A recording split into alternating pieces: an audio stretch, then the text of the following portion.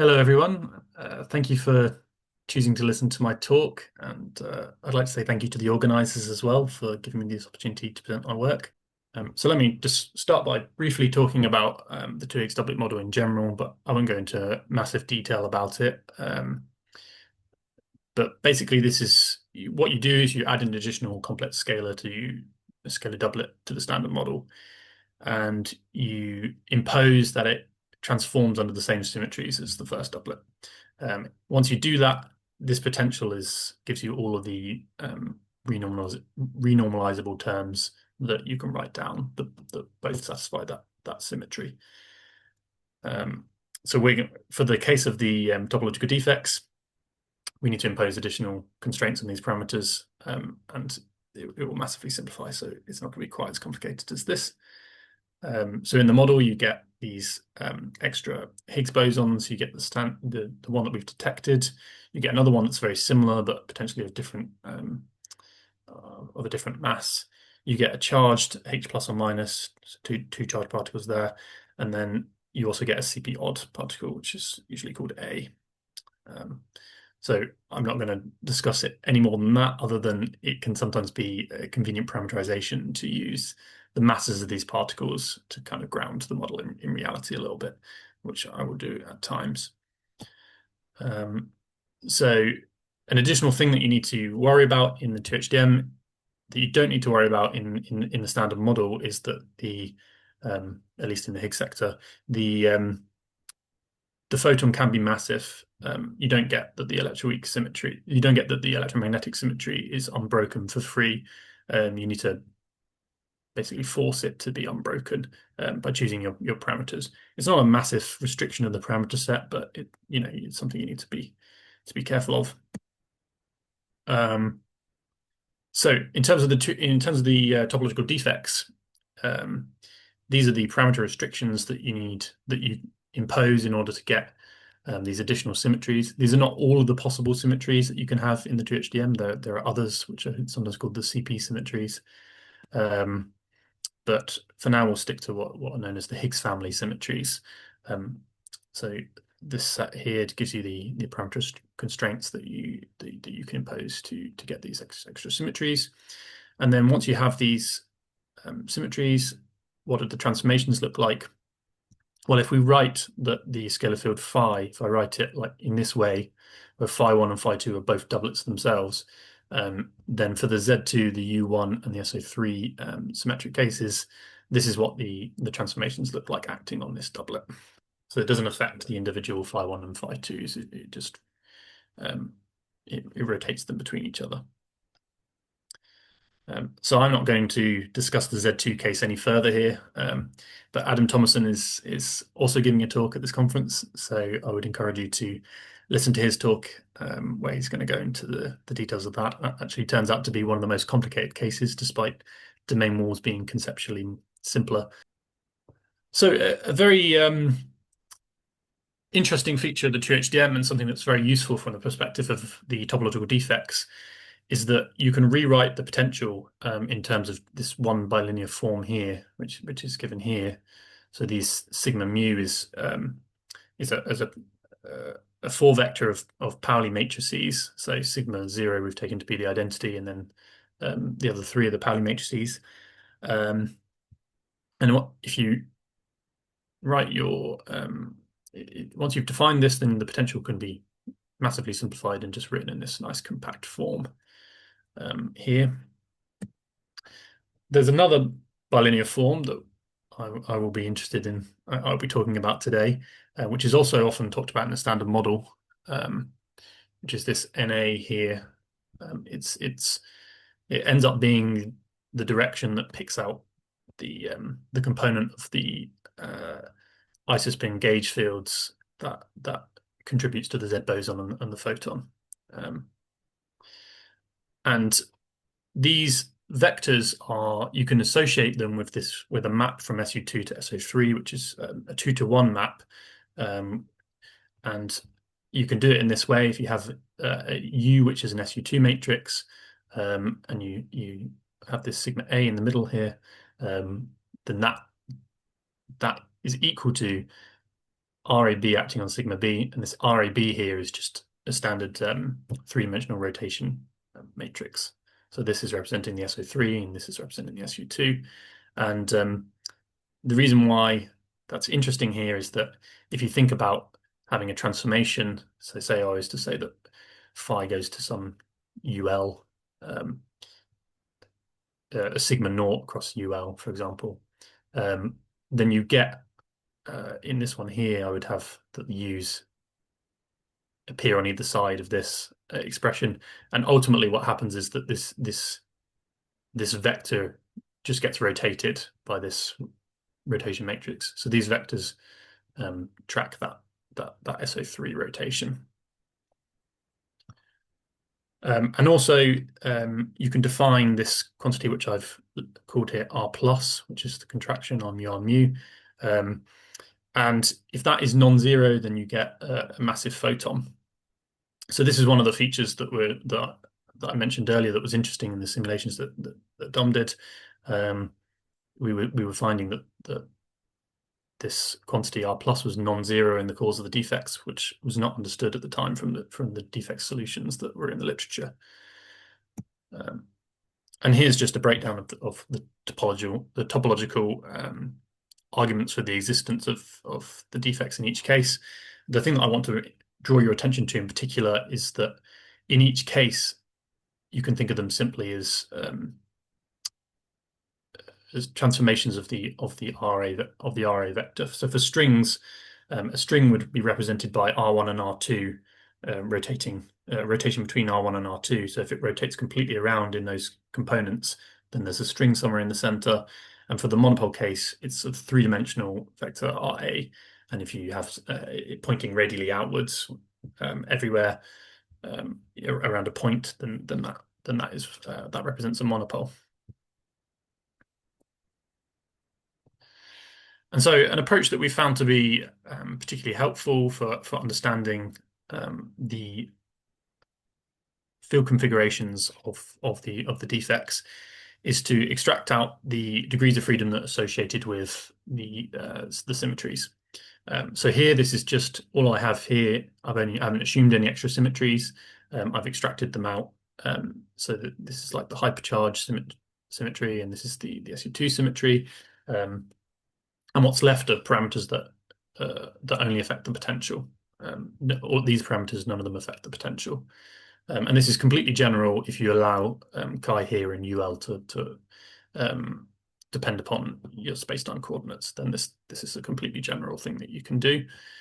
If we have extra symmetries, then we can go a step further, and we can remove one or two more degrees of freedom from what I've called phi bar here, which is essentially this vector.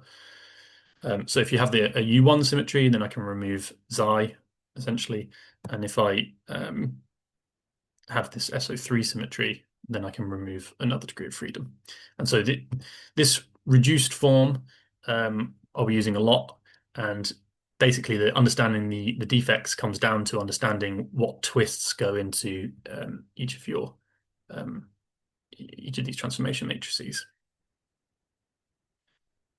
So for the case of a monopole, I mentioned earlier that you want the R vector to point radially outwards. And that implies that you need your SU2 matrix to look like this for UH, the one that acts on the left. And this is something that people often talk about in the standard model as well. It's known as the Nambu monopole, but it doesn't quite work there, essentially because of this factor of a half in front of the theta, which causes a divergence at one of the poles. And it doesn't work in the 2HDM either if this is all you do, but we'll see that you can fix it in the 2HDM through what we've called the spontaneous Hopf fibration. So if we dig into the gradient energy, which is where the divergences live that I was just talking about, and I express the contributions from these transformation matrices in this way, then these this VIA and WIA, they have a divergence both at one of the poles, as I was mentioning earlier, and R equals 0, right? And they enter into the energy in this way. So this f here is some slightly more complicated function that I haven't bothered to write down, but the interesting one here really is this one on the left, where you just have the difference of the two squared. And the potential itself essentially incentivizes you don't want to have to be forced to have both k and k plus going to zero at the center, because that's more costly in your potential energy than having at least one of them non-zero. So what you can do is there's essentially an energetic incentive for this WIA and the VIA to both be equal, at least at the center, because what that means is that you've cancelled that divergence at r equals zero, and you're not forcing k minus k plus to go to zero at the center of the monopole. That can still be free to move, and that can lower the potential energy. Yeah, so you're still forced to one of the combinations to go to zero, but the other one is not forced to zero. And also it cancels that divergence at the pole that I was talking about as well in both of these terms, in fact. And so if I do that, if I set UH equal to UL of that Nambu monopole form, this is the ansatz that I would get for a monopole. You notice that those factors of a half have disappeared, so it's all well behaved now. And this has the feature that the RA and the NA vector are identical, and they point in the same direction, so they both point radially outwards everywhere around the monopole. And also this R plus quantity can in principle also be non-zero, because the only thing that's forced to be zero is k plus k plus. And that means that you get a non-zero photon mass at the center of your monopole. And so we've called this the spontaneous Hopf fibration because let me discuss what the Hopf fibration actually is a little bit. So this picture is a common way it's described. It represents a stereographic projection of the three sphere into three-dimensional space, and then it's been compactified. And what you see is all of these lines of constant color in this projection correspond to the same point on the two-sphere. And this can be described exactly in terms of these RA vectors. So this NA vector, for example, is telling you where you are on that two-sphere. So what's happening here is that because you've got some topological structure in the UH part, the Higgs family symmetry, because of this interesting interaction between the gradient energy and the potential, it's imprinting that structure onto the standard model degrees of freedom, even though that sector is completely topologically trivial. So we've done some now for some more pictures now that we've got all the maths out of the way. So we've done some simulations of these monopoles. Here you can see that the photon mass is basically non-zero everywhere where you can see a dot, and you can see that the RA and the NA vectors, as they're extracted in the simulation, they don't look identical, but they are identical up to a global rotation, or not identical but very similar. They point outwards everywhere. So this is exactly what we expected from our ansatz. And now for the string case is quite similar in many ways. There's an additional complication, but just to remind you, this is the symmetry transformation and the reduced form that we're using. And the gradient energy contains these terms here.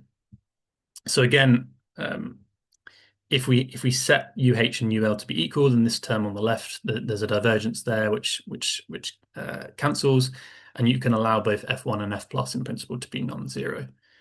There is a little bit of a more complicated story there, which I'm not going to go into in too much detail, where actually there's also an additional radial rotation. So this isn't the full ansatz, but we can discuss that more if people are interested. And we can also do an effective mass analysis at the center of the string to predict when we expect the photon mass to be non-zero in the center of the core, and we get this really nice expression, which basically ends up being that if epsilon is smaller than delta, where these are just ratios of the scalar particle masses, this is in a particular limit here. These are, I won't go too much detail about what these are, but they're mixing angles essentially between the particles. And we've calculated the solutions, and it very closely tracks that line, even though this is really quite a crude approximation that we've done here. And we didn't stop there. We didn't just look at the solutions. We also did simulations. So in 2D, again, you can see that the photon mass is non-zero on the core of these vortices, and RA is pointing radially outwards, and NA, hopefully you can see, is points. If you globally rotated that, it would point in radially outwards. I just haven't bothered to do that rotation here. And in 3D, we can see again if epsilon is smaller than delta, this here is tracking the positions of the strings, and this is tracking where the photon mass is non-zero. And if I swap those around, the photon mass is zero everywhere. So it all works. It all works through. And now to finish, let me just talk briefly about the DFSZ model. So in this case, you add an extra scalar, which is I've called phi s here. And there are, in principle, two ways to add this. You don't want to do both because then you don't get a remaining U1 symmetry. But the potential is quite long, so I haven't bothered to put it all down. But basically, you've got the U1 symmetric two-Higgs-doublet model here, some interactions and between the two, but then these terms are the interesting ones because they actually affect how the symmetry transformation gets applied. And I've also shown this plot here, not because I'm actually going to go into much detail into it, but just because I wanted to point out that this is, one of what's called the benchmark models for axions. So it's something that people are actively looking for. And depending on which of these terms you want to be non-zero, you can't have them both be non-zero. As I said, you don't get a remaining U1 symmetry then, but you can have one or the other, and you get this difference in the symmetry transformation. It's just this factor of 2. And what this essentially ends up looking like, which I'll show in a minute, is that you get either one or two two-Higgs-doublet model strings which are strongly bound to a string in this extra scalar. So here are some simulations of that. This is in the case what I've called the cubic model, where you just get the one string attached, and we've picked out the strings in the extra scalar and the strings in the 2HDM part. And here there's just the one string attached, but there's this extra degree of freedom that they're only bound, so in principle they can move. And here in the quartic model, you get this interesting effect, which has been discussed previously in the literature in a different context. It's been called fractional vortices, where you have you essentially want to have a winding number of 2 for your two-Higgs-doublet model strings and a winding number of just 1 for your extra scalar for the scalar string.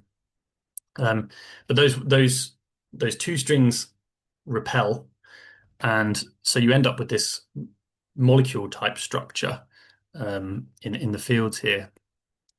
And on the right here, I've just shown a solution that we found through gradient flow. So there's some really cool stuff here. Unfortunately, I don't have much more to say about it than that.